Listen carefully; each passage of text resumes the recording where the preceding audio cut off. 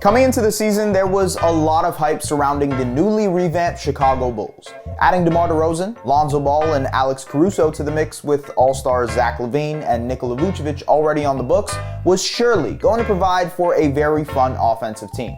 But with about 1/3 of the season finished, it's the Bulls' defense that has them perched atop their division with the second best record in the Eastern Conference. In fact, the Bulls boast one of the best defenses in the entire NBA, despite having some of the league's least defensive-minded players. How is what you should be asking right now, so let's figure it out. Sit back, relax, and take this in.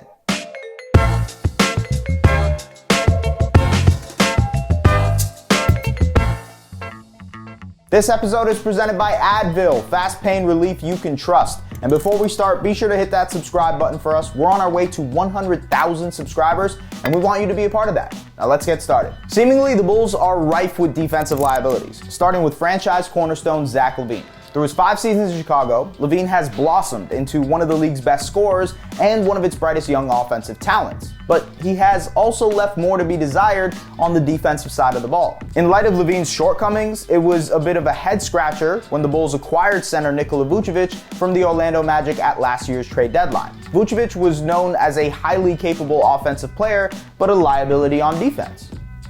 Sound familiar? Then, to add to their defensive concerns, they signed DeMar DeRozan, another player known more for his offensive talents, to a 3-year deal this past offseason. And while offensively it's helped, the Bulls jumped from 18th in offensive efficiency last year to 7th this year, Chicago's defense has unexpectedly improved too. The Bulls have the 5th best defensive rating in the entire league, allowing just over 107 points per 100 possessions. Last year, they ranked 11th in the league in that department, allowing 112 points per 100 possessions. And that's a perfect segue into Take This In trivia presented by Advil, fast pain relief you can trust. Who was the last Bulls player to win Defensive Player of the Year?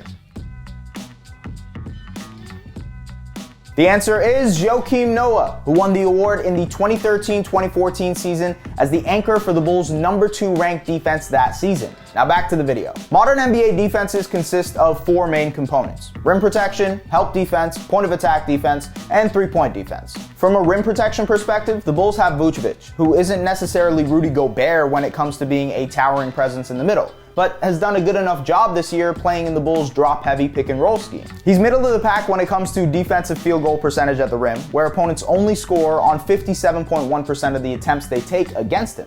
That's an improvement for Vooch, who doesn't necessarily have to be a top-tier rim protector for the Bulls' defensive style to work. Where the Bulls' defense gets really interesting is in the help defense, point of attack, and 3-point defense departments. Along with DeRozan, the Bulls also stacked their guard spots this summer by adding Caruso and Ball to the mix, guys known less for their scoring potential and more for their two-way ability. And that has paid off tremendously. Help defense and point of attack defense rely heavily on your guards and wing players being able to stop defensive actions before they even happen, hounding ball handlers in pick and roll coverages and using their length to fill up passing lanes. Ball and Caruso have done a masterful job in that department so far this season, with both ranking in the top 5 among point guards in 538's defensive Raptor metric. Both players have steal and block rates that rank in the 75th percentile or higher for their position and have blown up more pick and roll actions than anyone else in the league. Lonzo guards the most pick and rolls according to Second Spectrum, while Caruso ranks 12th. According to B-Ball Index's player profiles, Caruso ranks in the 97th percentile in terms of on-ball defense this year, while Ball ranks in the 98th percentile.